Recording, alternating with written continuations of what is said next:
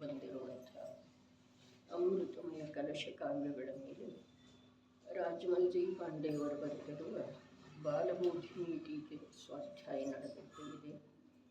ಮೋಕ್ಷ ಅಧಿಕಾರದ ಸಪ್ತಮ ಮಂಗಲ ಕಲಶ. ಪರದ್ರವ್ಯಗ್ರಹಂ ಕುರ್ವನ್ ಬದ್ಧೇತೈವಾಪರಾಧವಾನ್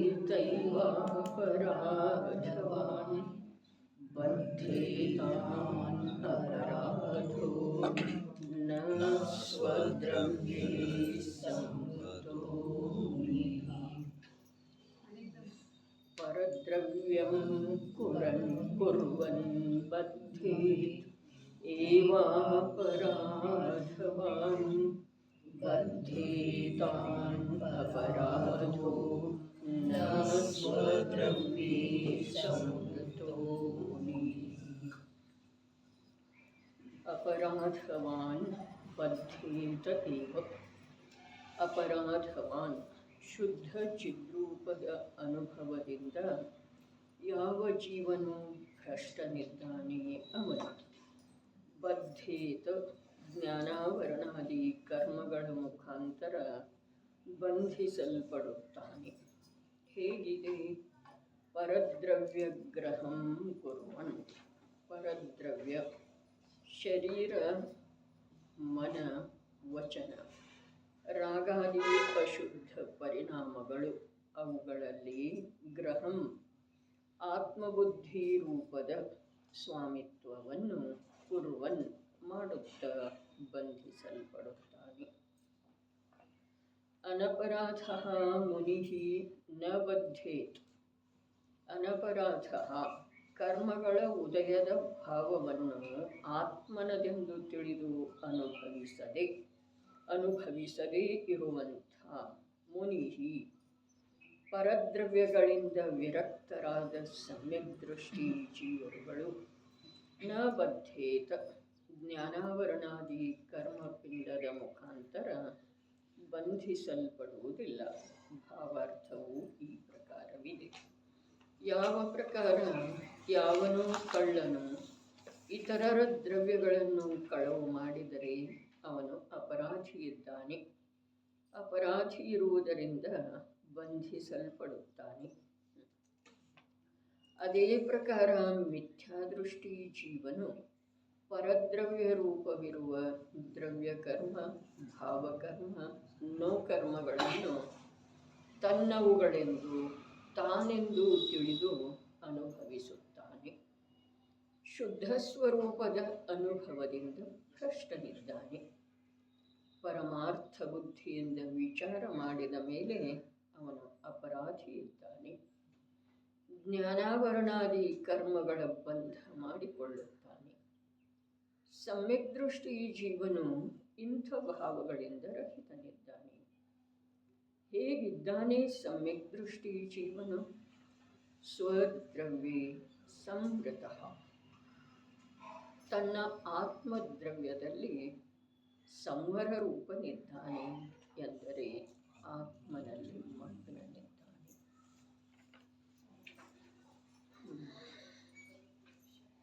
ಗಾಥಾನ ಇದೆ ಸಂಸಾರದೊಳಗ.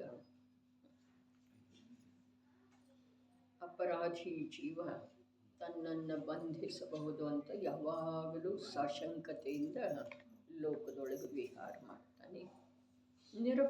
ನಿರಪರಾಧಿ ಜೀವನಿಗೆ ಯಾವ ಶಂಕೆ ಸಂದೇಹ ಇರುವುದೇ ಇಲ್ಲ. ಅದೇ ಮಾತನ್ನು ಇಲ್ಲಿ ಅಮೃತ ಚಂದ್ರಾಚಾರ್ಯ ದೇವ ಕಲಶದ ಮೂಲಕ ಸ್ಪಷ್ಟಪಡಿಸ್ತಾ ಇದ್ದಾರೆ. ನಿಜವಾಗಿ ಅಪರಾಧ ಭಾವಾರ್ಥದೊಳಗೆ ಬಂತು. ಪರಮಾರ್ಥದಿಂದ ತನ್ನ ಸ್ವರೂಪದಿಂದ ಭ್ರಷ್ಟ ಇರುವುದಿದೆಯಲ್ಲ, ಇದುವೇ ಅಪರಾಧ ಇದೆ. ಲೋಕದೊಳಗೆ ಬೇರೆ ಏನು ಅಪರಾಧನೂ ಇಲ್ಲ, ಮತ್ತು ಅಪರಾಧ ಇಲ್ಲ ಅಂದಮೇಲೆ ಶಿಕ್ಷೆನೂ ಇಲ್ಲ. ಅಪರಾಧ ಜೀವದಿಂದ ಒಂದೇ ಆದದ್ದು ಇದೆ. ಏನ? ಇಲ್ಲಿ ಕೂಡ ಮೊದಲನೇ ಪದಖಂಡದೊಳಗ ಅದೇ ಶಬ್ದ ತಗೊಂಡಿದ್ದಾರೆ. ಅಪರಾಧವಾನ್ ಬದ್ಧೇತ ಏವ. ಅಪರಾಧವಾನ್ ಎಷ್ಟು ಸುಂದರ ಟೀಕಾ ಇದೆ. ರಾಜಮಲ್ ಪಾಂಡೆ ಅವರದ್ದ ಅಪರಾಧವಾನ್ ಶಬ್ದದ ಅರ್ಥ ಏನು ಮಾಡಿದ್ರು? ಶುದ್ಧ ಚಿದ್ರೂಪದ ಅನುಭವದಿಂದ ಯಾವ ಜೀವನು ಭ್ರಷ್ಟನಿದ್ದಾನೆ. ನಾವೆಲ್ಲ ಬಂದೇವೇನ್ರಿ ಅದರೊಳಗೆ?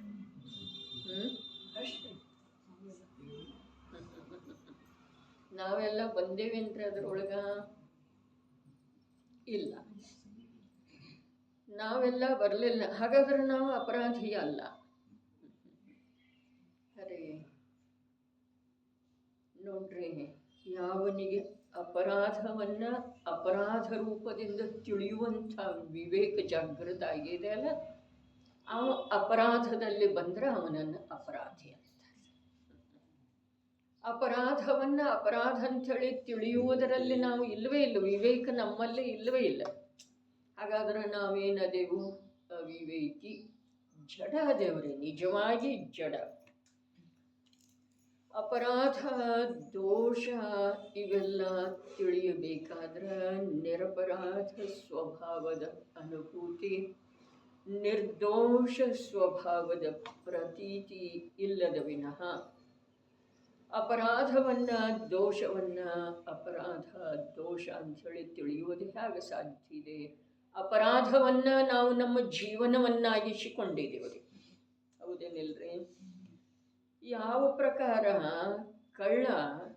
ಕಳ್ಳತನವನ್ನ ಕಸಬನ್ನಾಗಿ ಮಾಡಿಕೊಂಡಿದ್ದಾನೆ, ತನ್ನ ಉದ್ಯಮವನ್ನ, ಜೀವನೋಪಾಯದ ಉದ್ಯಮ. ಆದ್ರೆ ಅವನ ಅಂತರಂಗದೊಳಗೂ ಕೂಡ ನಾನು ಕಳ್ಳಿದ್ದೇನೆ, ಇದು ಅಪರಾಧ ಇದೆ ಅನ್ನೋದು ಬೋಧ ಇದ್ದೇನೆ ಅಂಥೇಳಿ ನಾವು ಹಗಲೊತ್ತು ಯಾರ ಮನೆಯೊಳಗೆ ಪ್ರವೇಶ ಮಾಡುವುದಿಲ್ಲ. ರಾತ್ರಿಯ ಅಂಧಕಾರವನ್ನು ಸಾಧಿಸಿ ಗುಪ್ತ ರೀತಿಯಿಂದ ಬಂದ ಕಳವು ಮಾಡ್ಕೊಂಡು ಹೋಗ್ತಾನೆ. ಆದರೆ ನಮಗೆ ಅದು ಕೂಡ ಜ್ಞಾನ ಇಲ್ಲ. ಕಳ್ಳನಿಗೆ ಇರುವಷ್ಟು ಕೂಡ ಅಂತಃಸಾಕ್ಷಿ ನಮಗಿಲ್ಲ. ಯಾಕೆಂತಂದ್ರೆ ಅನಾದಿ ಕಾಲದಿಂದ ನಾವು ಆ ಅಪರಾಧಮಯ ಜೀವನವನ್ನೇ ನನ್ನ ಜೀವನ ಅಂತ ಇದ್ದೇವೆ.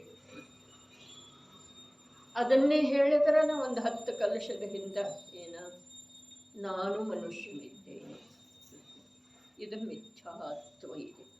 ಮಿಥ್ಯಾತ್ವದಂತಹ ಅಪರಾಧ ಲೋಕದೊಳಗೆ ಇನ್ನೊಂದು ಯಾವುದು ಇಲ್ಲ. ವಿಪರೀತ ಮನ್ನಣೆ. ಏನು ವಿಪರೀತ ಮನ್ನಣೆ? ತಾನು ಅರೂಪಿ ಚಿನ್ಮಾತ್ರ ತತ್ವ ಇರುವೆಳೆದೊಳಗೂ ಕೂಡ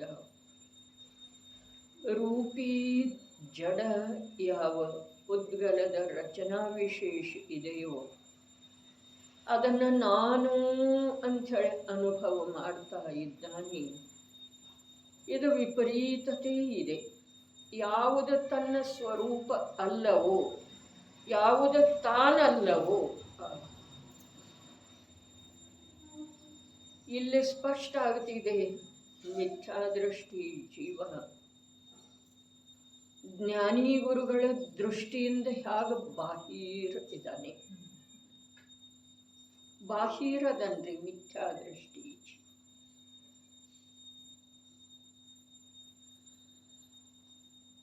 ಅವನ ಸಲುವಾಗಿ ಯಾವುದೇ ಪ್ರಕಾರದ ಕಥನ ಅವರು ಮಾಡಲಿಲ್ಲ.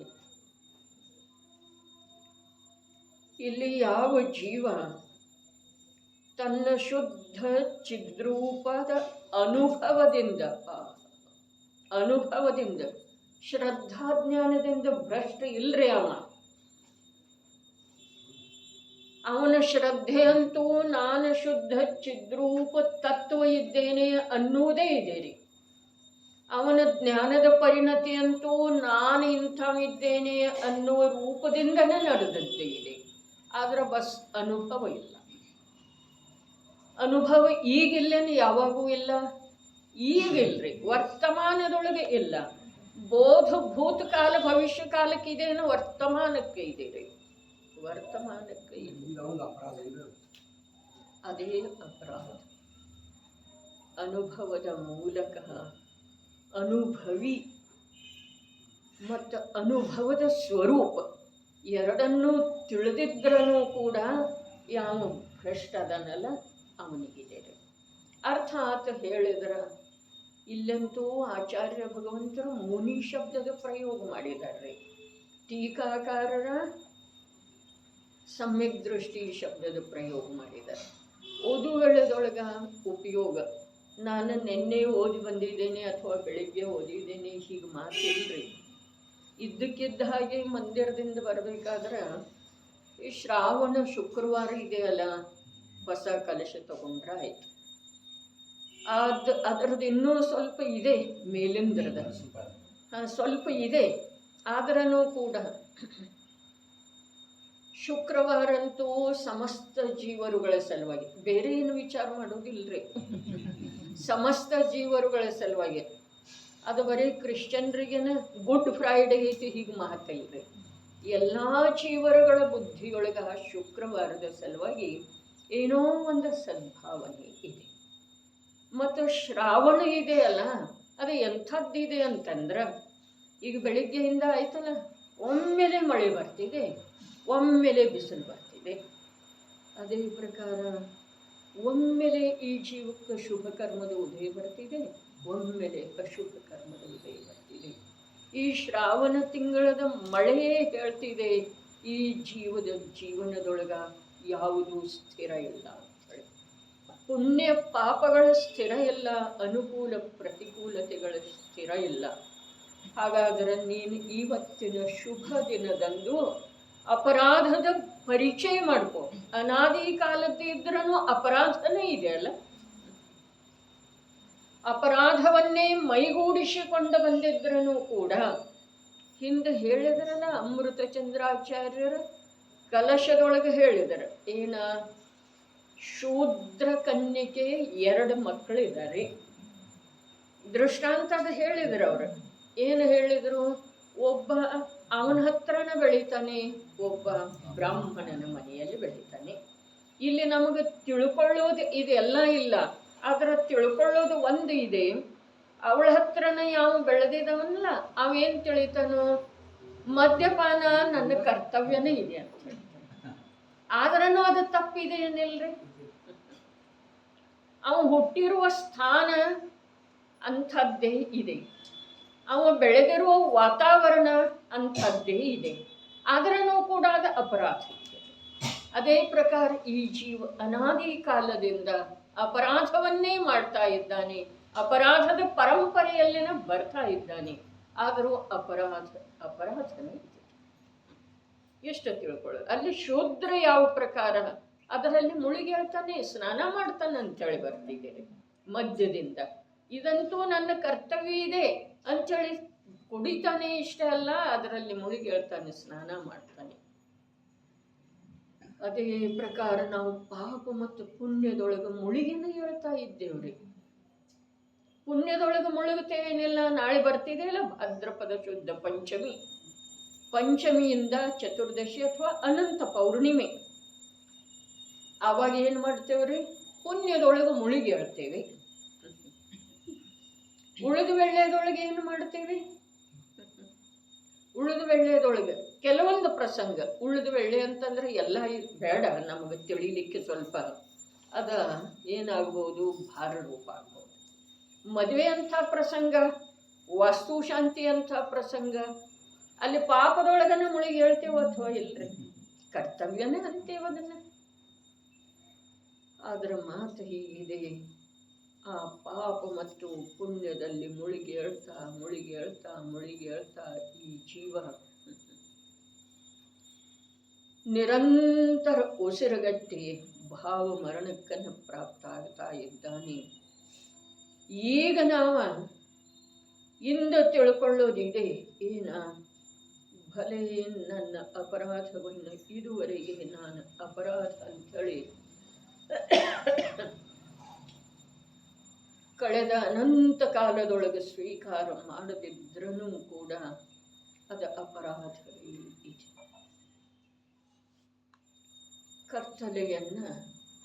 ಕತ್ತಲೆ ಅಂಥೇಳಿ ಸ್ವೀಕಾರ ಮಾಡದಿದ್ರೂ ಕೂಡ, ಎಂದೂ ಬೆಳಕನ್ನೇ ನೋಡಿಲ್ಲ ಅವ ಕತ್ತಲೆಮಯನ ಜೀವನ ಇದೆಯಲ್ಲ, ಆದರನೂ ಕೂಡ ಅದು ಕತ್ತಲೆ ಬೆಳಕಿನಿಂದ ವಿರುದ್ಧ ಇದೆಯೋ ಅಥವಾ ಇಲ್ಲ. ಅದೇ ಪ್ರಕಾರ ನನ್ನ ಅಪರಾಧವನ್ನ, ಏನು ಅಪರಾಧ? ನನ್ನ ಸ್ವರೂಪವನ್ನು ತಿಳಿಯದೇ ಇರೋದು. ಶುದ್ಧ ಚಿದ್ರೂಪ ತತ್ವ, ನಾನು ಎಲ್ಲದರಿಂದ ಭಿನ್ನ ಇದ್ದೇನೆ. ಎಲ್ಲದರಿಂದ. ಈ ಟೀಕಾಕಾರ ರಾಜಮಲ್ ಪಾಂಡೆ ಅವರು ಮೊದಲನೇ ಶ್ಲೋಕದ ಮೇಲಿಂದ ಹಿಡ್ಕೊಂಡ ಒಂದು 100 ಬಾರಿ ಹೇಳಿದ್ದಾರೆ. ಏನ? ದ್ರವ್ಯಕರ್ಮ, ಭಾವಕರ್ಮ. ಯಾವ ಪ್ರಕಾರ? ಪಂಡಿತ್ ಟೋಡರ ಮಲ್ಲರ ಆದರೆ ಆದರೆ ಅಂಥೇಳಿ ಹೇಳಿದ್ರಲ್ಲ, ಪರಂತು ಆ ಪ್ರಕಾರ ಈ ಪಾಂಡೆ ರಾಜಮಲ್ಲರ ಎಷ್ಟು ಬಾರಿ, ಎಷ್ಟು ಶ್ಲೋಕದೊಳಗ ದ್ರವ್ಯಕರ್ಮ, ಭಾವಕರ್ಮ, ನೋಕರ್ಮ ಅಂಥೇಳಿ ಹೇಳಿದರು. ನೋಡಿದರೆ ನಮಗೆ ಆಶ್ಚರ್ಯ ಆಗ್ತಿದೆ. ಯಾವ್ಯಾವ ಪ್ರಸಂಗದೊಳಗೆ ಹೇಳಿದರು. ಶಬ್ದ ಒಂದೇ, ಉದ್ದೇಶ ಒಂದೇ, ಆದರನೂ ಕೂಡ ಅದನ್ನು ಪದೇ ಪದೇ ಯಾಕೆ ಹೇಳಿದರು? ಪದೇ ಪದೇ ಹೇಳುವ ಕರ್ತವ್ಯ ಇಷ್ಟ ಇದೆ ನೋಡ್ರಿ. ಆ 3ರೊಳಗ ಈ ಜೀವದ ಸಂಸಾರ ಇದೆ. ಸಂಸಾರದ ಕಾರಣ ದ್ರವ್ಯಕರ್ಮ, ಭಾವಕರ್ಮ, ನೋಕರ್ಮನ ಅದವಲ್ಲ. ಮತ್ತೇನು ಹೊಸದ? ಹೊಸದಿದೆ ಪ್ರಭು, ಹೊಸದಿದೆ. ಯಾವಾಗ ತನಗೆ ಮನುಷ್ಯಗೆ ಬೇಡವಾದದ್ದು ಕಾಣಿಸ್ತಿದೆಯಲ್ಲ, ಆವಾಗ ದ್ರವ್ಯಕರ್ಮದ ಸ್ಮರಣೆ ಮಾಡ್ತಾನೆ. ಹೌದು ಅಥವಾ ಇಲ್ರಿ? ಆವಾಗ ಕರ್ತವ್ಯದ ಕಡೆಗೆ ಇರುವುದಿಲ್ಲ ನಿಗಾ, ದ್ರವ್ಯಕರ್ಮದ ಸ್ಮರಣೆ ಮಾಡ್ತಾನೆ. ಅರ್ಥಾತ್ ಪಾಪದ ಯಾವ ಭವದೊಳಗೆ ಮಾಡಿದ್ದನೋ ಯಾರಿಗೂ ದ್ರವ್ಯಕರ್ಮದ ಸ್ಮರಣೆ ಮಾಡ್ತಾನೆ. ಅರ್ಥಾತ್ ಅದರ ಮೇಲೆ ಆರೋಪ ಮಾಡ್ತಾನೆ. ಹೌದೇನು? ಅದು ಒಂದು ವಸ್ತು ಇದೆ ಅವನಿಗೆ, ಆ ಸಮಯದೊಳಗೆ ಆರೋಪ ಮಾಡಲಿಕ್ಕೆ. ಹೌದೇನು? ಒಂದು ಮಾತು, ಯಾವಾಗ ಸುಂದರ ಶರೀರ, ಬಾಹ್ಯ ಅನುಕೂಲತೆ ಇರ್ತಿದೆಯಲ್ಲ, ಆವಾಗ ಕರ್ಮದೊಳಗೆ ಮೈ ಮರಿತಾನೆ. ಸುಂದರ ಶರೀರ, ವಾಹನ, ಅನುಕೂಲ ಅನುಕೂಲ ಅನುಕೂಲ ಕಾಣಿಸ್ತಿದೆ, ವಸ್ತ್ರ, ಒಡವೆ, ಅವೆಲ್ಲ ಏನದವ್ರಿ? ನೋಡ. ಅದರೊಳಗೆ ಮರಿತಾನ್ರಿ. ಏನು ಮರಿತಾನೋ? ತನ್ನ ಸ್ವರೂಪವನ್ನು ಮರಿತಾನೆ. ಅಲ್ಲೇ ಅದರ ಮೇಲೆ ಅಪರಾಧ, ಅದರ ಮೇಲೆ ದೋಷಾರೋಪಣೆ ಮಾಡೋ ವೇಳೆದೊಳಗನು ತನ್ನ ದೋಷವನ್ನು ನೋಡಲಿಲ್ಲ, ತನ್ನ ಸ್ವರೂಪವನ್ನು ನೋಡಲಿಲ್ಲ. ಯಾವಾಗ ಶರೀರದೊಳಗೆ ಸ್ವಲ್ಪ ಬಲ ಇದೆ, ಅಥವಾ ನಿರೋಗತೆ ಇದೆ, ಅಥವಾ ಏನೋ ಸುಂದರತೆ, ಸುಂದರತೆ ಅಂತೂ ದೇಹದೊಳಗೆ ಏನು ಇಲ್ಲ ನೋಡಿ. ಇದೇನ? ಉದ್ಗಲದ ರಚನೆ ಇದೆ, ಒಂದು ಮಾತು. ಎರಡನೇದ್ದ, ಎಂಥದ್ದೇ ಇದ್ರೂ, ಈಗ ಒಂದು ವಾರದೊಳಗನ ಬಂದಿತ್ತಲ್ಲ, ಎಂಥದ್ದೇ ಇದ್ರೂ ಆ ವ್ಯಕ್ತಿಗೆ ಕನ್ನಡಿಯೊಳಗೆ ನೋಡೋ ವೇಳೆದೊಳಗೆ ಇದೆಂತ ನನ್ನ ರೂಪ ಅಂತಾನೇನ್ರಿ ಅವ ಅನ್ನೋದನ್ನೇ ಇಲ್ಲ. ಅದನ್ನೇ ತೀಡಿ ತಿದ್ದಿ ಅದನ್ನೇ ನಾನು ಸುಂದರ ಅಂಥೇಳಿ ಅನುಭವ ಮಾಡ್ತಾನ್ರಿ. ಕಡು ಕಪ್ಪು ಹೇಳಿದಿನಲ್ಲ, ಒಂದು ವ್ಯಕ್ತಿಯನ್ನು ನಾನು ನೋಡಿದೆ. ವಿದೇಶದೊಳಗೆ ಇದ್ದ ಸ್ತ್ರೀ, ಹುಡುಗಿ, ಎಷ್ಟು ಕಪ್ಪ ಅಂತಂದ್ರೆ, ನೀವೀಗ ಹೇಳಿದ್ನಲ್ಲ ಮೊನ್ನೆ, ಈಗ ಕೂದಲಿಗೆ ಕಪ್ಪು ಬಣ್ಣ ಹಚ್ಚಿದ ನಂತರ ಎಷ್ಟು ಕಪ್ಪ. ಆಶ್ಚರ್ಯ, ನಿಜವಾಗಿನ ಭಾಳ ಆಶ್ಚರ್ಯ ಆಯಿತು ನನಗೆ. ನನ್ನ ಕಥನ ಕೇಳಿ ತಮಗೆ ಅಷ್ಟು ಆಶ್ಚರ್ಯ ಆಗಲಿಕ್ಕಿಲ್ಲ, ಆದರೆ ನನಗೆ ಪ್ರತ್ಯಕ್ಷ ನೋಡಿ ಅಷ್ಟು ಆಶ್ಚರ್ಯ. ಕೂದಲಿಗಿಂತ ಕಪ್ಪು ಬಣ್ಣ. ಆದ್ರೆ ನಾನು ಸತ್ತು ಹೋಗ್ಬೇಕಂತ ಹೇಳಿ ಆ ಜೀವಕ್ಕೆ ಅನ್ನಿಸ್ತಿದೆ. ಅದನ್ನೇ ಸುಂದರ ಅಂದ್ಕೋತಿದೆಯೋ ಅಥವಾ ಇಲ್ಲ, ಜೀವದ ಅಜ್ಞಾನ ಹೇಳ್ತಾ ಇದ್ದೇನೆ ನಾನು. ಹಾಗಾದ್ರೆ ದೇಹದ ಅನುಕೂಲತೆ ಏನಾದರೂ ಪರಪದಾರ್ಥಗಳದ್ದು ಇವನ ಮಿಥ್ಯಾ ಮನುಷ್ಯಗೆ ಅನುಕೂಲ ಕಾಣಿಸ್ತು ಅಂತಂದ್ರೆ ಕರ್ಮದೊಳಗೆ ಏನಾದಿವ ಮೂರ್ಛಿತ ಅದ. ತಾನ್ಯಾರ ಅನ್ನೋ ತಿಳ್ಕೊಳ್ಳೇ ಇಲ್ಲಲ್ಲ. ಇನ್ನು ಯಾವಾಗ ತನಗೆ ಬಹಳಷ್ಟು ಅವಶ್ಯಕತೆ ಇರ್ತಿದೆ, ಏನು ಮಾಡಿದರೂ ಬೇಕಿರುವಂಥ ಅಥವಾ ಅವಶ್ಯಕ ಇರುವಂಥ ಜೀವನೋಪಾಯ ಕೂಡ ಸಿಗುವುದಿಲ್ಲ, ಆಗ ಕಳವ ಜೇಬು ಕತ್ತರಿಸೋದ ಅಂಥ ಅಶುಭ ಭಾವವನ್ನು ತಾನು ತನ್ನ ಕರ್ತವ್ಯ ಅಂಥೇಳಿ ಮಾಡ್ತಾನೋ ಅಥವಾ ಇಲ್ರಿ? ಏನೂ ಮಾಡಿದರೂ ಹೊಟ್ಟೆಗೆ ಕೂಡ ಸಿಗುವುದಿಲ್ಲ, ಕ್ಷುಧಾಬಾಧೆಯನ್ನು ತಣಿಸುವಷ್ಟು ಕೂಡ ಉಪಾಯ ಆಗುವುದಿಲ್ಲ. ಆವಾಗ ಅವ ಕಳುವು ಮಾಡೋದನ್ನ, ಕಿಸೆ ಕತ್ತರಿಸೋದನ್ನ ಅವ ಕರ್ತವ್ಯ ಅಂಥೇಳಿ ತಿಳಿದ ಅಂಥ ಅಶುಭ ಭಾವದೊಳಗೆ ಒಂದಾಗಿ ಹೋಗ್ತಾನೋ ಅಥವಾ ಇಲ್ರಿ? ಇದು ಭಾವಕರ್ಮ. ಇನ್ನು ಶುಭ ಭಾವದೊಳಗೆ ಒಂದಾಗೋದಂತೂ ನಮಗೇನು ರೂಢಿನೇ ಇದೆಯಲ್ಲ. ಶುಭ ಭಾವ ಯಾವ್ದ?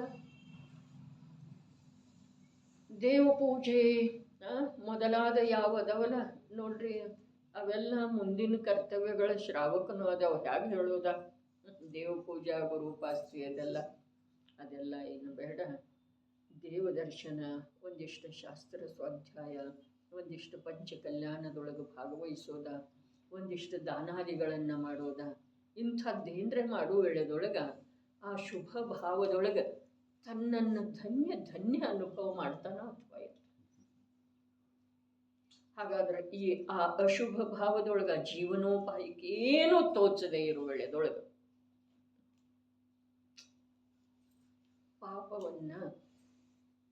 ಪಾಪವನ್ನ ಅನಿವಾರ್ಯ ಇದೆ ಅವನಿಗೆ. ಆ ಸಮಯದೊಳಗೆ ಏನೂ ಮಾಡಿದ್ರೆ ಆಗ್ತಾ ಇಲ್ಲ. ಆವಾಗ ಕಳವಿನ ಮಾರ್ಗವನ್ನೇನು ಅನುಸರಣೆ ಮಾಡ್ತಾನೋ ಅದನ್ನು ಅವನ ಕರ್ತವ್ಯ, ಇದು ಯೋಗ್ಯ ಇದೆ, ಇದನ್ನೇ ಮಾಡಬೇಕಾಗೋದು ನಾನು ಅಂಥೇಳಿ ಅಶುಭ ಭಾವದೊಳಗ ಯಾವನೋ ಜೀವ ಅಥವಾ ಬಹಳಷ್ಟು ಜೀವ ಅಥವಾ ಎಲ್ಲ ಜೀವರುಗಳ ಶುಭದೊಳಗ ಧನ್ಯತೆ ಕೃತಾರ್ಥತೆಯನ್ನು ಮನ್ನಿಸ್ತಾರೆ. ಜೈನರಷ್ಟ ಅಲ್ಲ ಪ್ರಭು, ಎಲ್ಲ ಮನುಷ್ಯರ ಅಷ್ಟ ಅಲ್ಲ, ಸಂಜ್ಞೆ. ಸಿನಿಮಾಗಳಲ್ಲಿ ತೋರಿಸ್ತಾರಲ್ಲ ಮಂಗನ ಪಾತ್ರ, ನಾಯಿಯ ಪಾತ್ರ, ಅದರದ್ದು ನಾವು ಅನುಮೋದನೆ ಮಾಡ್ತೇವೆ ನಿಲ್ರಿ. ಆ ಜೀವಕ್ಕನು ವಾಸ್ತವದಲ್ಲಿ ಅಂಥ ಒಂದು ಪ್ರಸಂಗದೊಳಗೆ ತನ್ನ ಯಜಮಾನನಿಗೆ ಸಹಾಯ ಮಾಡಿದ್ನು ಅಂಥೇಳಿ ಸಂತೋಷ ಆಗ್ತಿರ್ಬಹುದು, ಅಥವಾ ಹಾಗೇ ಆಗ್ತಿದ್ದಾರೆ. ಇಂಥದ್ದೇ ಜೀವಿದೆ ಅಲ್ಲಿ, ಬೇರೆ ಇಲ್ಲ ಆ ಜೀವ. ಹಾಗಾದರೆ ದ್ರವ್ಯಕರ್ಮ, ಭಾವಕರ್ಮ, ನವಕರ್ಮದೊಳಗೆ ಈ ಜೀವದ ಜೀವನ ಏನಾಗ್ತಾ ಇದೆ? ಕಳೆದು ಹೋಗ್ತಾ ಇದೆ. ಅರ್ಥಾತ್ ತನ್ನ ಸ್ವರೂಪವನ್ನು ತಾನು ತಿಳ್ಕೊಳ್ಳುವಂಥ ಅವಸರ ಅನಂತ ಬಾರಿ ಪ್ರಾಪ್ತ ಆದ್ರೂ ಕೂಡ ತಿಳ್ಕೊಳ್ಳಿಲ್ಲ. ಯಾಕೆ ತಿಳ್ಕೊಳ್ಳಿಲ್ಲ? ಅದರಲ್ಲೇ ಮುಳುಗಿ ಹೋಗಿದನ್ರಿ. ಯಾವಾಗ ಜೈನ ಅಥವಾ ಸಾಮಾನ್ಯ ಒಂದಿಷ್ಟು ಕೇಳಿದ ಪಾಪದಿಂದನೇ ದುಃಖ ಆಗ್ತಿದೆ, ಆವಾಗ ಆ ದುಃಖದ ಪ್ರಸಂಗ ಬಂದ ಮೇಲೆ ಆ ದ್ರವ್ಯ ಕರ್ಮದ ಸ್ಮರಣೆ ಮಾಡುತ್ತಾನೆ. ಅನುಕೂಲ ಭ್ರಾಂತ ಮನಸ್ಸಿಗೆ ಅನುಕೂಲ ಇದ್ದ ಮೇಲೆ ಅಲ್ಲಿ ನಿಮಗ್ನ ಇರ್ತಾನೆ. ಶುಭ ಅಶುಭ ಭಾವದೊಳಗ ತನ್ನ ಕರ್ತವ್ಯ ಅಂಥೇಳಿ ಮುಳುಗಿ ಹೋಗ್ತಾನೆ. ಈ ಪ್ರಕಾರ ಈ ಜೀವ ತನ್ನ ಸ್ವರೂಪದಿಂದ ಕಳೆದ ಅನಂತ ಕಾಲದಿಂದ ಏನು ಭ್ರಷ್ಟ ಇದ್ದಾನೋ ಆ ಭ್ರಷ್ಟತೆಯ ರೂಪದ ಅಪರಾಧವನ್ನು ಬಿಟ್ಟುಕೊಡುವಂಥ ಉದ್ಯಮವನ್ನೇ ಮಾಡಲಿಲ್ಲ. ಮಾಡಲಿಲ್ಲ ಅನ್ನೋದು ಒಂದು ಕಡೆಗೆ ಪರಮ ಸತ್ಯ ಮಾತು ಇದ್ದರನು, ಈಗ ಮಾಡ್ತಾ ಇಲ್ಲ ಅನ್ನೋದ ಇನ್ನೊಂದು ಕಡೆಗೆ ಪರಮ ಧೃಷ್ಟತೆ ಇದೆ. ಧೈರ್ಯಶಾಲಿ, ಧೃಷ್ಟತೆ, ಪರಮ ಧೃಷ್ಟತೆ. ಏನು ಮಾಡ್ತಾ ಇಲ್ಲ? ತನ್ನ ಚೈತನ್ಯ ಸ್ವರೂಪವನ್ನು, ನೈಜ ಸ್ವರೂಪವನ್ನು, ನಾನು ಎಂಥವಿದ್ದೇನೆ ಶಬ್ದ ಏನೋ ಹೇಳಿದೇವ್ರಿ. ಅಲ್ಲಿ ಬಂತಲ್ಲ ಮೋಕ್ಷಶಾಸ್ತ್ರದ ಪ್ರಸ್ತಾವನೆಯೊಳಗೆ ವಾದೀಭ ಸಿಂಹ ಸೂರ್ಯ ಮಾತು ಬಂತು. ನಾನು ಯಾರ? ಇಲ್ಲಿಗೆ ನಾನು ಬಂದಿದ್ದೇನೆ, ನನ್ನಲ್ಲಿ ಎಂಥ ಗುಣಗಳಿವೆ, ನನಗೆ ಇಲ್ಲಿಂದ ಎಲ್ಲಿಗೆ ಹೋಗುವುದಿದೆ, ಅಲ್ಲಿ ಹೋಗಬೇಕಾದರೆ ಯಾವ ನಿಮಿತ್ತಗಳ ಇದ್ದಾವೆ, ಅವುಗಳ ವಿಚಾರವನ್ನು ದಿನನಿತ್ಯವೂ ಮಾಡದೇ ಇದ್ದರೆ ಬುದ್ಧಿಯು ಆ ಯೋಗ್ಯ ಸ್ಥಾನದಲ್ಲಿ ಪ್ರವೃತ್ತವಾಗಿ ಹೋಗುತ್ತದೆ. ಇವು ಶಬ್ದೇನೋ ಇದವರಿಗೆ ಸ್ಮರಣೆಗೆ, ಆದರೆ ನಾನು ಯಾರ ಅನ್ನೋದ ನಮ್ಮ ಆಂತರ್ಯದೊಳಗಿಂದ ನಮಗೆ ಬೇಕಾಗಿ ನಮ್ಮ ಸುಖದ ಮಾರ್ಗ ಅಲ್ಲಿಂದನ ಆರಂಭ ಆಗ್ತಿದೆ ಅನ್ನುವಂಥ ಜ್ಞಾನಪೂರ್ವಕ ನಾನು ಯಾರ ಅನ್ನುವ ಪ್ರಶ್ನೆಗೆ ಉತ್ತರವನ್ನು ಕಂಡುಹಿಡಿಯುವ ಪ್ರಯತ್ನ ಮಾಡಿದ್ದೇವೆ. ನನ್ನಲ್ಲೇ ಎಂಥ ಗುಣ ಇದ್ದಾವೆ? ಮುಂದಿನ ಮಾತು, ನನ್ನಲ್ಲೇ ಜ್ಞಾನ ಇದೆ, ನನ್ನಲ್ಲೇ ನಿರಾಕುಲ ಶಾಂತಿ ತುಂಬಿತ್ತು ಇದೆ, ನನ್ನಲ್ಲೇ ನನ್ನ ಶ್ರದ್ಧೆ ಮಾಡುವಂಥ ಕಾರಣ ಶ್ರದ್ಧೆ ಇದೆ, ನನ್ನಲ್ಲೇ ನನ್ನನ್ನು ಮತ್ತು ವಿಶ್ವದ ಪದಾರ್ಥಗಳನ್ನು ಹೇಗಿದಾವೆಯೋ ಹಾಗೆ ನೋಡುವಂಥ ಕಾರಣ ದರ್ಶನ ಗುಣ ಇದೆ. ಇದರದ್ದು ನಾನು ಯಾವಾಗ ಆಗಮದೊಳಗೆ ಓದುತ್ತಾ ಇದ್ದೇವೆ, ಕಾರಣ ಕಾರಣ ಕಾರಣ. ಅದರ ಮಾತು ಹೀಗಿದೆ, ಕಾರ್ಯದ ಅವಶ್ಯಕತೆ ಯಾವಾಗ ಬೀಳ್ತಿದೆ ಅಲ್ಲ, ಆವಾಗ ಕಾರಣದ ನಿರ್ಣಯ ಮಾಡ್ತಾನೆ ಜೀವ. ನಮಗೆ ಕಾರ್ಯದ ಅವಶ್ಯಕತೆ ಇನ್ನೂ ಭಾಸಿತ ಆಗಿಯೇ ಇಲ್ರಿ. ನಾವು ಒಪ್ಪಿದ್ರೂ ಸರಿ, ಒಪ್ಪದಿದ್ರೂ ಸರಿ, ಖೇದ ಅನ್ನಿಸಿದ್ರೂ ಸರಿ, ಆದರೆ ನಮಗೆ ಕಾರ್ಯದ ಅವಶ್ಯಕತೆ ಭಾಸಿತನ ಆಗಿಲ್ಲ ಅಂದಮೇಲೆ ನಮಗೆ ಕಾರಣದ ಸ್ವರೂಪ ತಿಳಿದು ಬರೋ ಸಾಧ್ಯ. ನಾನು ಯಾರ ಅಂದ ಕೂಡಲೇ ನಾನು ಭಲೆ ಆಗಮದ ಸಂಯೋಗದಲ್ಲಿ ಇರುವೆಳೆದಳು, ನಾನು ಜೀವಿದ್ದೇನೆ, ನಾನು ಚೈತನ್ಯ ತತ್ವ ಇದ್ದೇನೆ, ನಾನು ಸಿದ್ಧಾಲಯದಲ್ಲಿ ಯಾವ ಅನಂತಾತ್ಮರುಗಳ ಕೃತಕೃತ್ಯ ದಶೆಗೆ ಪ್ರಾಪ್ತಾಗಿದ್ದಾರೆ ಅಂಥವನೇ ಆತ್ಮ ಇದ್ದೇನೆ, ಭಲೆ ನಾವು ಶಬ್ದದಿಂದ ಹೇಳ್ತೇವೆ. ಆದ್ರೆ ಅಂಥ ಆತ್ಮ, ಅಂಥ ಸಚೇತನ ವಸ್ತು ನಾನು ಇದ್ದೇನೆ ಅನ್ನುವುದರದ ನಿರ್ಣಯ ನಮಗೆ ಆಗುವ ಹಾಗೆ ನಮಗ ಆ ನಿರ್ಣಯದ ಫಲ ಎಂಥದ್ದು ಸುಂದರ ಇದೆ, ಆ ಸುಂದರ ಫಲದ ಇನ್ನೂ ಆಕರ್ಷಣೆ ಉತ್ಪನ್ನ ಆಗಿದೆ. ಒಳಗೆ ಕೇಳಿ ನೋಡೋದು, ಇಲ್ಲಿಯವರೆಗೆ ನಾನು ಮಾಡಿದ್ದು ಏನು ಮಾಡಿದ್ದೇನೆ? 4 ಶಬ್ದಗಳನ್ನು ಕಲಿತುಕೊಂಡಂತಾಯಿತು. ಆದರೆ ಈ ಶುಭಾಶುಭದಿಂದ ಅಥವಾ ಸ್ವರೂಪ ಭ್ರಷ್ಟತೆಯಿಂದ ಮೇಲೇಳುವ ಪ್ರಯತ್ನ ಯಾವಾಗ ಮಾಡಿದೆ? ಒಳಗ ಪ್ರಾಮಾಣಿಕ ಏಕಾಂತದಲ್ಲಿ ಆಗಮದ ಶಬ್ದ ಹಿಡ್ಕೊಂಡ ನಾವು ಅರ್ಥ ಮಾಡಿಕೊಳ್ಳಿಕ್ಕೆ ಅಥವಾ ಅಂತಃತತ್ವವನ್ನು ತಿಳ್ಕೊಳ್ಳಿಕ್ಕೆ ಪ್ರಯತ್ನ ಮಾಡಿದ್ರ ಹಾಗೆ ಅಂದೂ ಆಗೋ ಸಾಧ್ಯ. ಆಗಮದ ಶಬ್ದದಿಂದ ಏನೂ ಆಗುವುದಿಲ್ಲ.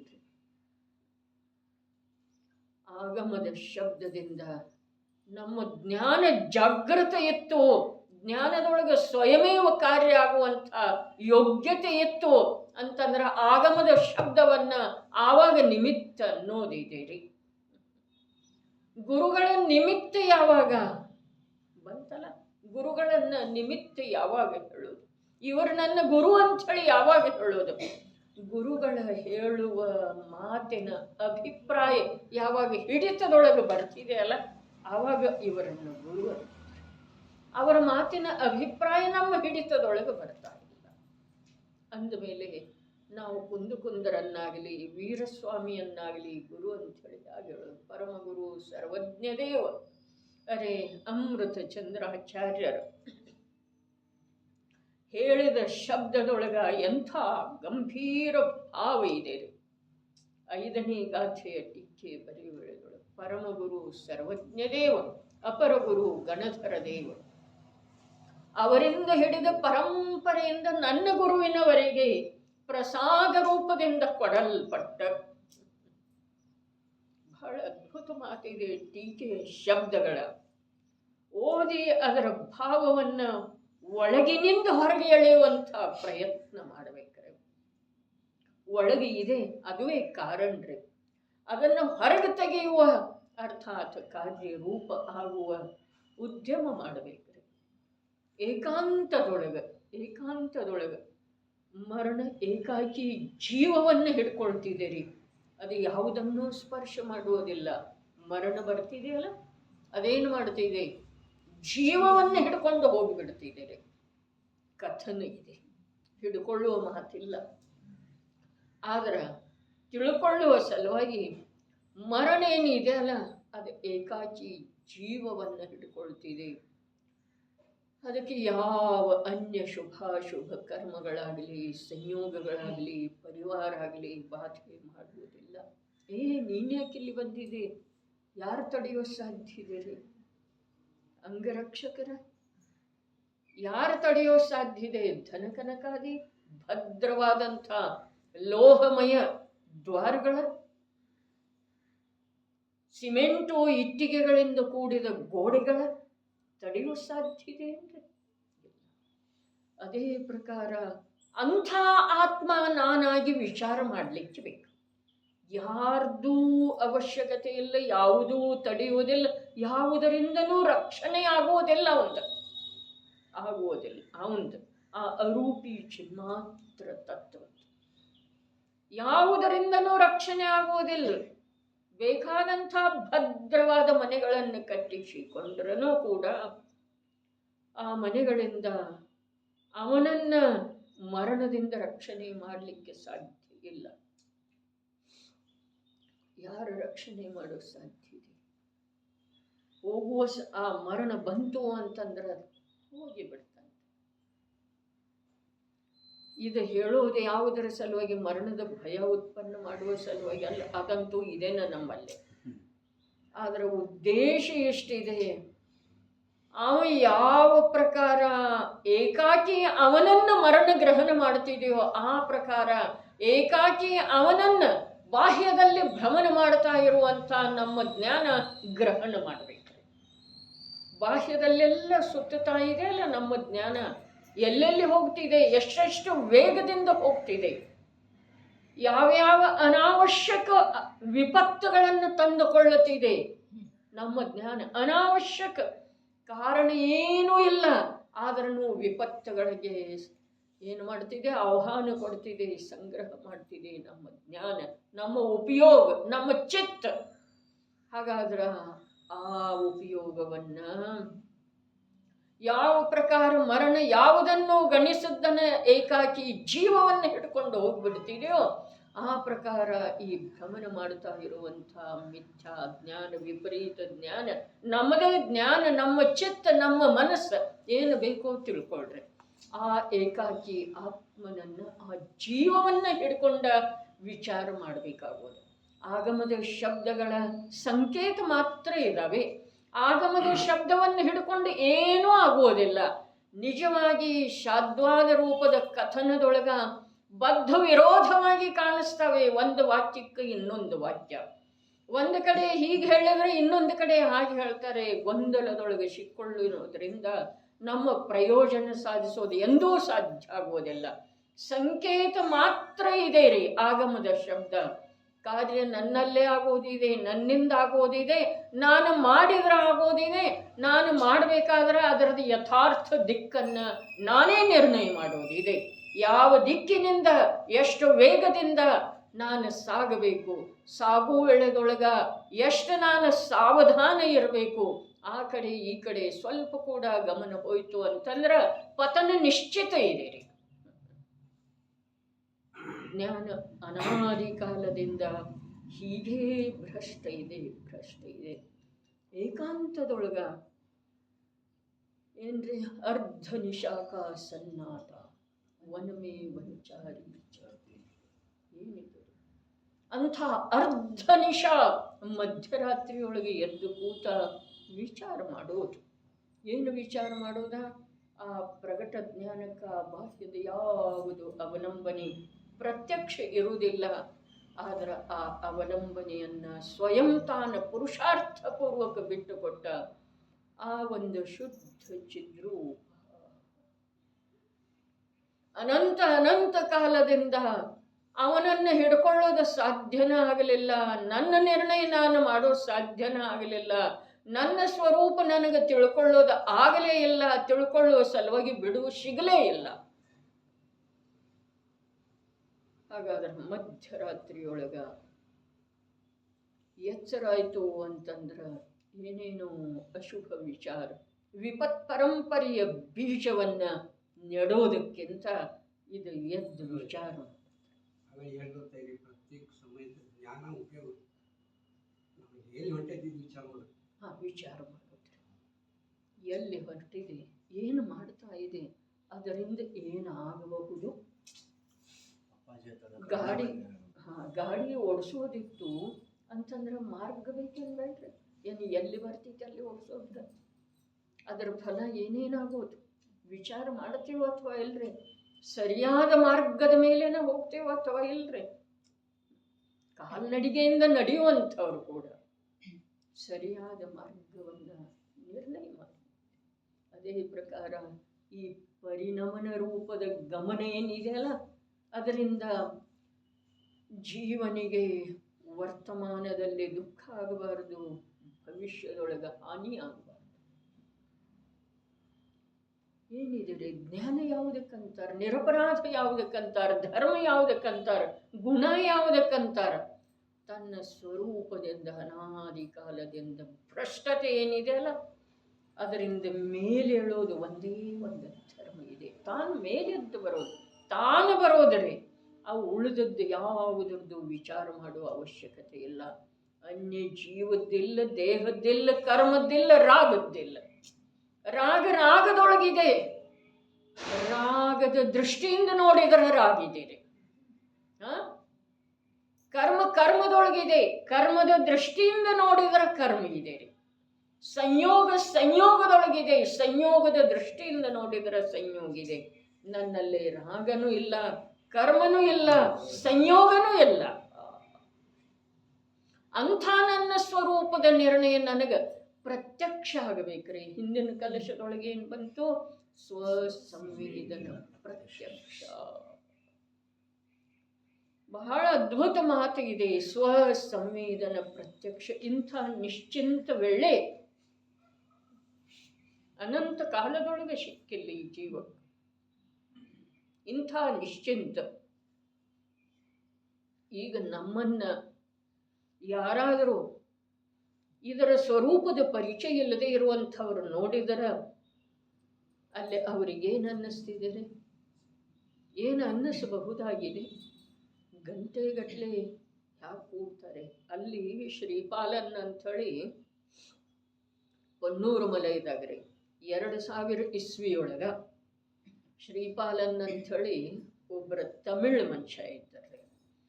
ಆ ಸಂಸ್ಥಾವನ್ನು ನೋಡ್ಕೊಳ್ಳಿಕ್ಕೆ ಅವರು ಹೇಳಿದರು, ಎಲ್ಲೆಲ್ಲೋ ನಾನು ಭಾರತದೊಳಗೆ ಎಲ್ಲ ಕಡೆಗೆ ಗುರುದೇವರ ನಿಮಿತ್ತದಿಂದ ಆಗುವಂಥ ಶಿಬಿರಗಳಲ್ಲಿ ಭಾಗವಹಿಸಿದ್ದೇನೆ. ಆದರೆ ಈ ಪ್ರಕಾರ 9-10 ಗಂಟೆ ಕೂಡುವಂಥ ಮನಸ್ಸಿನ ಸಿದ್ಧತೆ ಇರುವಂಥ ಜನರನ್ನು ನಾನು ಎಲ್ಲಿಯೂ ನೋಡಿಲ್ಲ. 1 ಗಂಟೆ 2 ಗಂಟೆ 1 ಗಂಟೆರೇ ಯಾಕಾಗಲ್ತು? ಏನು ಮಾಡೋದಂತಾರೋ ವಿಧಾನ ಪೂಜೆ. 9 ಗಂಟೆ ರೇ 3 ಪ್ರವಚನದ್ದು 3 ವಿಭಾಗ ಆಗ್ತಿದ್ವು ದಿವಸದೊಳಗೆ. ಎಲ್ರಿಗೂ ಗೊತ್ತಿದೆ. ಈ ಪ್ರಕಾರ 9 ಗಂಟೆ ಕೂಡುವಂಥ ಜನರನ್ನ ನಾನು ಎಲ್ಲೂ ನೋಡಲಿಲ್ಲ ಅಂತ ಹೇಳಿದ್ರೆ. ಅಂದ್ರೆ ನಾನಿಲ್ಲಿ ಹೇಳುವ ಉದ್ದೇಶ ಇಷ್ಟ ಇದೆ, ಇಂಥ ನಿಶ್ಚಿಂತ ಸಮಯ ನಮಗೆ ಅನಂತ ಕಾಲದೊಳಗೆ ಸಿಕ್ಕಿಲ್ಲ ನೋಡ್ರಿ.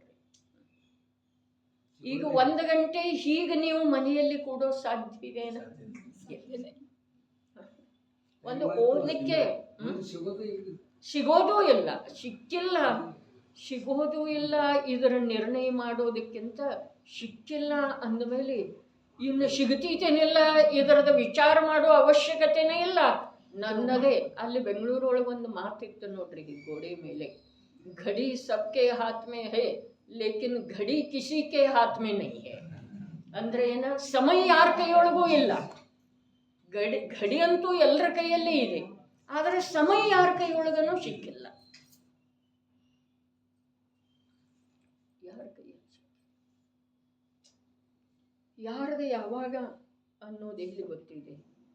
ಇದನ್ನು ಯಾವುದರ ಸಲುವಾಗಿ ಅಂತಂದ್ರೆ ನನ್ನ ಸ್ವರೂಪವನ್ನು ನಾನು ತಿಳ್ಕೊಳ್ಳೋದಿದೆ, ನನ್ನ ಅಪರಾಧ ಪರಂಪರೆಯಿಂದ ನಾನು ಹೊರಗೆ ಬರೋದಿದೆ, ಅಪರಾಧವನ್ನು ಬಿಟ್ಟು ಕೊಡೋದಿದೆ.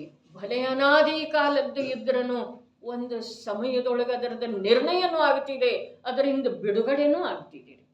ಒಂದೇ ಸಮಯ, ಅನಂತ ಕಾಲದ್ದೇ ಇರಲಿ ಅದು ಅಪರಾಧ, ಆದರೆ ಒಂದೇ ಸಮಯದೊಳಗೆ ಉಪಯೋಗವನ್ನು ನಮ್ಮ ರತ್ನಾಕರ ಭರತನ ಸಲುವಾಗಿ ಏನು ಹೇಳಿದ?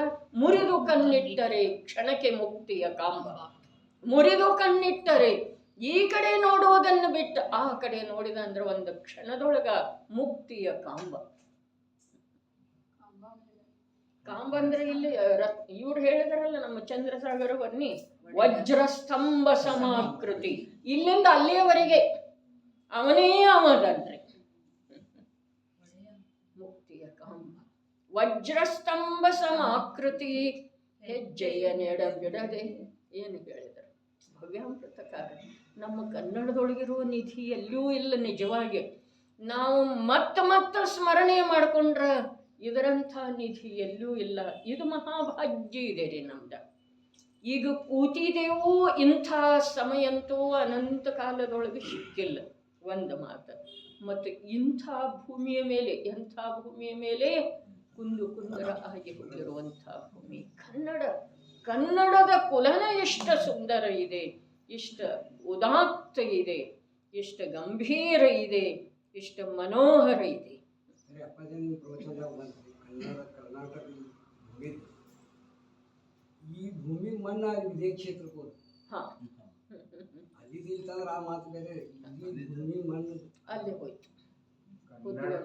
ಕನ್ನಡದ ಹೊಗಳಿಕೆ, ಜೈನ ಕನ್ನಡದ ವಾಂಗ್ಮಯ ಕೇಂದ್ರ ಈಗ ಸದ್ಯ ನೋಡ್ತಾ ಇಲ್ಲ. ಬರೋದ್ರ ಮಂದಿನೂ ಅದರ ಅಭ್ಯಾಸ ಕಡಿಮೆ ಮಾಡಿದೆ.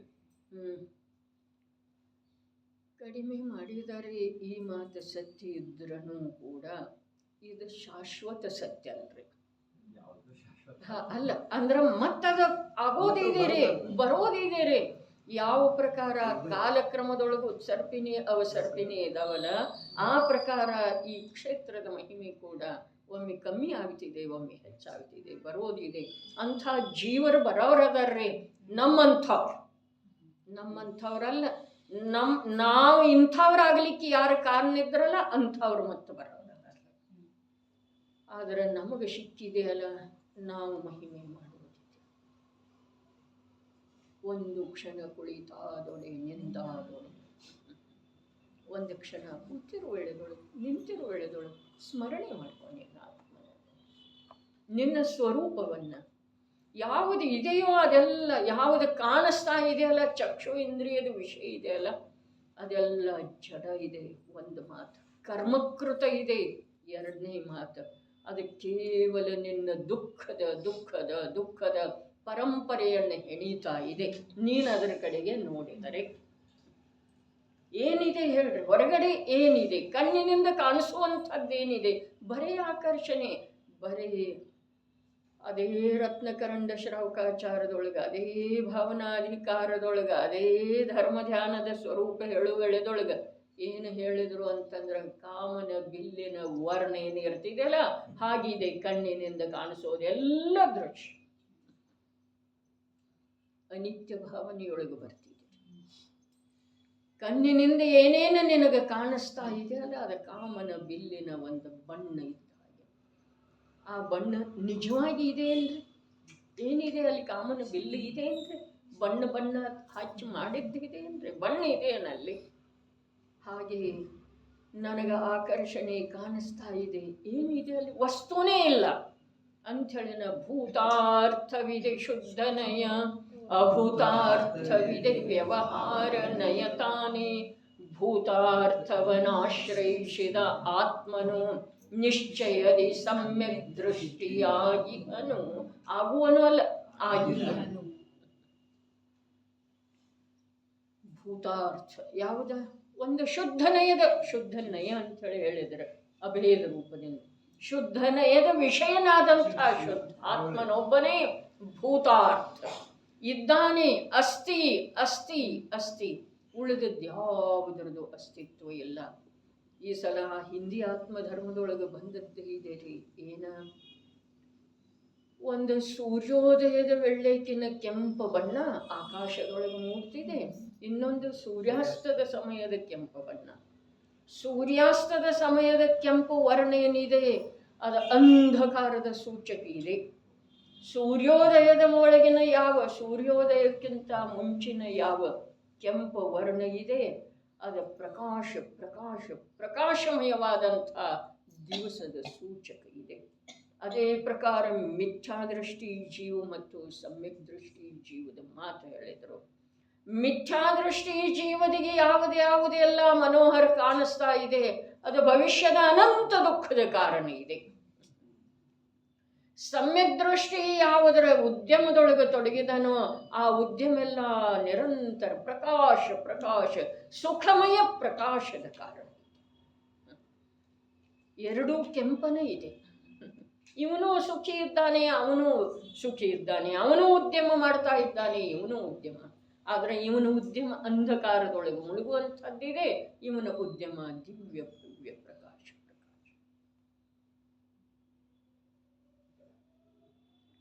ಅಸ್ತತೆಯ ಲಕ್ಷಣ ಇದೆ ರೀ. ಯಾವುದ ನಮ್ಮ ಜೀವನದೊಳಗೆ ಯಾವುದು ಸುಖ ಇದೆಯಲ್ಲ, ನಮ್ಮನ್ನು ಮರೆಸುವಂಥದ್ದು ಯಾವ್ಯಾವ ಘಟನೆಗಳಿದಾವಲ್ಲ ಅವೆಲ್ಲ ಅಸ್ತತೆಯ ಲಕ್ಷಣ. ನಮ್ಮದ ಅಸ್ತಾಗಿ ಹೋಗ್ತಿದೆ. ನಮ್ಮ ಸ್ವರೂಪ ಅನಂತ ಕಾಲದವರೆಗೆ ಅದು ಮತ್ತು ಉದಯಕ್ಕೆ ಬರುವಂಥ ಯೋಗ್ಯತೆಯನ್ನು ಕಳ್ಕೊಂಡು ಬಿಡ್ತಿದೆ. ಬಹಳ ಅದ್ಭುತ ಮಾತಿದೆ. ಅಪರಾಧವಾನ್ ಬದ್ಧೇತ ಏವ. ಅಪರಾಧವಾನ್ ಒಂದು ಶಬ್ದದ ಅರ್ಥ ಸಾಕಿಲ್ಲಿ ಟೀಕಾಕಾರರ ಶುದ್ಧ ಚಿದ್ರೂಪದ ಅನುಭವದಿಂದ ಯಾವನು ಭ್ರಷ್ಟನಿದ್ದಾನೆ ಅವ ಅಪರಾಧವಾನ್. ಯಾವ ಶುದ್ಧ ಸ್ವರೂಪದ ಅನುಭವದಿಂದ, ಶುದ್ಧ ಚಿದ್ರೂಪದ ಸ್ವರೂಪ ಅಲ್ಲಿಲ್ಲ, ಒಂದೊಂದು ಶಬ್ದದ ಮೇಲೆ ನಾವು ಪೂರ್ಣ ವಿಚಾರ ಮಾಡಬೇಕು. ಶುದ್ಧ ಸ್ವರೂಪದ ಅನುಭವ ಅಲ್ಲಿಲ್ಲ, ಚಿದ್ರೂಪದ ಅನುಭವ ಅಂತ. ಸ್ವರೂಪ ಎಂಥದ್ದಿದೆ, ಚಿದ್ರೂಪನೇ ಇದೆ. ಶುದ್ಧ ಚಿದ್ರೂಪದ ಇನ್ನು ಇಲ್ಲಿ ಒಂದು ಸ್ವಲ್ಪ ಬಿಡಿಸಿದರೆ ಶುದ್ಧ ಸ್ವರೂಪ ಅಂತಿದ್ರು ಅಂತಂದ್ರೆ ಜ್ಞಾನದರ್ಶನ ಸ್ವರೂಪ ಅಂಥೇಳಿ ಶಬ್ದಶಃ ಅರ್ಥ ಮಾಡಬಹುದು. ಚಿದ್ರೂಪ ಅಂದ್ರಲ್ಲ, ಚಿದ್ರೂಪದೊಳಗ ಚೈತನ್ಯ. ಆ ಚೈತನ್ಯವನ್ನು ಬಿಡಿಸಿದ ನಂತರ ಜ್ಞಾನದರ್ಶನ ಇದ್ರೂ ಕೂಡ ಯಾವ ಪ್ರಕಾರ ಹಿಂದೊಮ್ಮೆ ಹೇಳಿದ್ದಿತ್ತು, ಸತ್ತಾ ಮತ್ತು ಅಸ್ತಿತ್ವ ಒಂದೇ ಅರ್ಥವನ್ನು ಕೊಡ್ತವೆ ಅಥವಾ ಇಲ್ಲ. ಒಂದೇ ಅರ್ಥವನ್ನು ಕೊಡ್ತವೆ ಅನ್ನಿಸಿದರೂ ಸತ್ತಾ ಶಬ್ದದೊಳಗಿರುವಂಥ ಯಾವ ಅರ್ಥದ ವೈಶಾಲ್ಯತೆ ಇದೆ ಅದು ಅಸ್ತಿತ್ವ ಶಬ್ದದೊಳಗೆ ಇಲ್ಲ. ಅದೇ ಪ್ರಕಾರ ಜ್ಞಾನದರ್ಶನ ಚೈತನ್ಯ ಅರ್ಥಾತ್ ಜ್ಞಾನದರ್ಶನ ಎಲ್ಲಿ ಹೇಳಿದರು ಪ್ರಾರಂಭದ ಭೂಮಿಕೆಯೊಳಗೆ ಚೈತನ್ಯ ಅರ್ಥಾತ್ ಜ್ಞಾನದರ್ಶನ. ಆದರೆ ಜ್ಞಾನದರ್ಶನ ಮತ್ತು ಚೈತನ್ಯ ಒಂದೇ ಅರ್ಥವನ್ನು ಕೊಡುವುದಿಲ್ಲ. ಯಾವ ಪ್ರಕಾರ ಹೇಳ್ತಾನೆ, ಸತ್ತಾಸ್ತಿತ್ವ. ಹಾಗೆ ಚೈತನ್ಯ ಶಬ್ದದೊಳಗೆ ಯಾವ ಅರ್ಥದ ವೈಶಾಲ್ಯ ಇದೆಯಲ್ಲ, ಏನಿದೆ ಅದರಲ್ಲಿ, ಏನಿದೆ ಅಂತಂದ್ರೆ ಚೈತನ್ಯದೊಳಗ ಅನುಭವ ಇದೆ. ಯಾವುದರದ? ಜ್ಞಾನದರ್ಶನದ. ಇಲ್ಲಿ ಜ್ಞಾನದರ್ಶನದೊಳಗೆ ಅನುಭವ ಇಲ್ಲ. ಚೈತನ್ಯ ಅರ್ಥಾತ್ ಜ್ಞಾನದರ್ಶನ ಅಂದ್ರು ತಿಳಿಸಿಕೊಡುವ ಸಲುವಾಗಿರಿ. ಭೇದ ಮಾಡಿದ ನಂತರ ಅನುಭವ ಇಲ್ಲವೇ ಇಲ್ಲ. ಭೇದದೊಳಗೆ ಅನುಭವ ಇಲ್ಲ. ಅನುಭವ ಬೇಕಾದ್ರೆ ಅಭೇದದ ಕಡೆಗೆ ಹೋಗ್ಬೇಕು. ಚೈತನ್ಯದೊಳಗೆ ಅನುಭವ ಇದೆ ರೀ, ಚೈತನ್ಯದೊಳಗೆ ಅನುಭವ ಇದೆ, ಜ್ಞಾನದರ್ಶನದೊಳಗೆ ಅನುಭವ ಇಲ್ಲ. ಮತ್ತು ಜ್ಞಾನದ ಉಪಯೋಗ 8, ದರ್ಶನದ ಉಪಯೋಗ 4, ಅದೆಲ್ಲ ಹೋಯ್ತಾನೆ ರೀ. ಆಮೇಲೆ ಏನಾಯಿತು, ಚೂರು ಚೂರು ಚೂರು ಚೂರು ಆಯಿತು.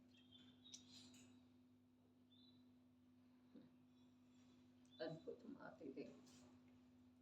ನಮ್ಮ ಜೀವನ ನಿಜವಾಗಿ ಧನ್ಯ ಇದೆ ಈ ಸಮಯದ.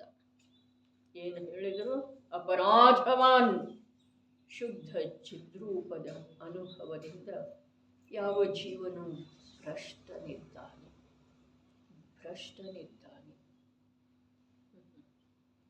ಶುದ್ಧ ಚಿದ್ರೂಪದ ಅನುಭವದಿಂದ ಯಾವ ಜೀವನು ಭ್ರಷ್ಟನಿದ್ದಾನೆ.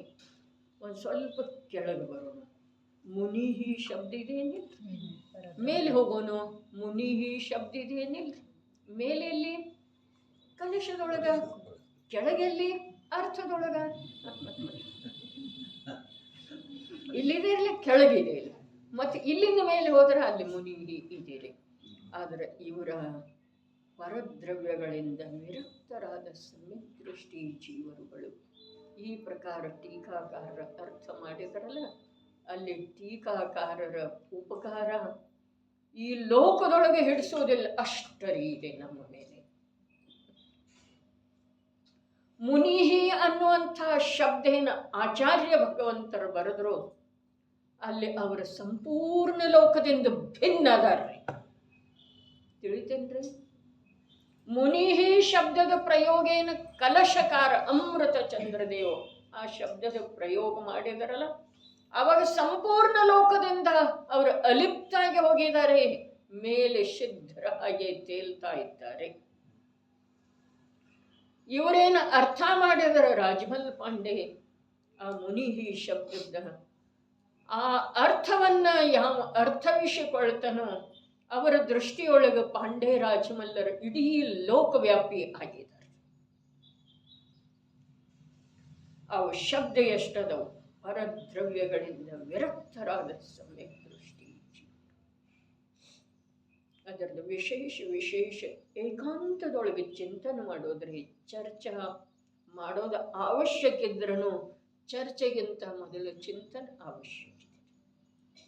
ಚಿಂತನದಿಂದ ಚರ್ಚೆ ಸಫಲ ಆಗ್ತಿದ್ದೀರಿ. ಚಿಂತನೆ ಇಲ್ಲದ ಚರ್ಚೆಗೆ ಯಾವ ಅರ್ಥನೂ ಸಿಕ್ಕುವುದಿಲ್ಲ.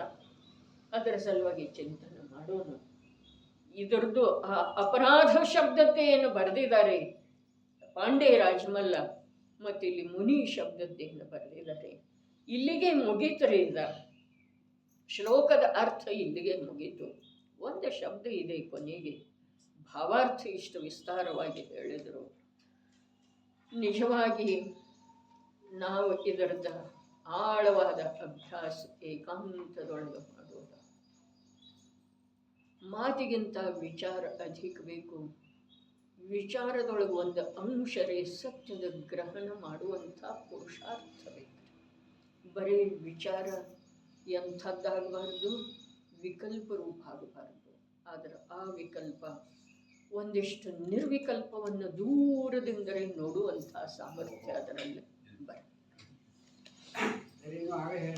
ಕಾರಣಕ್ಕಿಂತ ಕಾರ್ಯದ ಮಹತ್ವ ಬರಬೇಕು. ಕಾರ್ಯ